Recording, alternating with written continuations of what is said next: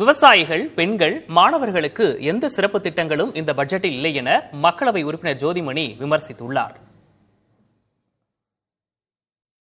இது ஒரு விவசாயிகள், சிறு குறு தொழிலை நடத்துபவர்கள், தொழிலாளர்கள், அதே போல மாணவர்கள், பெண்கள் இவர்களுக்கான ஒரு எந்த விதமான சிறப்பு திட்டங்களும் இதுல இல்லைங்கிறது ஒரு விஷயம். ஓவராலா பொருளாதாரத்தை பூஸ்ட் பண்ணக்கூடிய ஒரு தொலைநோக்கு திட்டமுள்ள பட்ஜெட்டா இது இல்லைங்கிறது வருத்தமா இருக்கு. உலகம் ஆர்டிபிஷியல் இன்டெலிஜென்ஸுக்கு தான் மாறுது அப்படின்னா அதை நோக்கி ஒரு பெரிய விஷன் இந்த பட்ஜெட்ல நிச்சயமா இருந்திருக்கணும். ஆர்டிபிஷியல் இன்டெலிஜென்ஸ்ங்கிற வார்த்தையை தவிர அந்த மாதிரி ஒரு சாட் ஜிபிடி மாதிரியோ இல்ல டீப் சீக் மாதிரியோ உருவாக்குறதுக்கான ஒரு எந்த விதமான திட்டமும் இந்த பட்ஜெட்ல பார்க்க முடியல.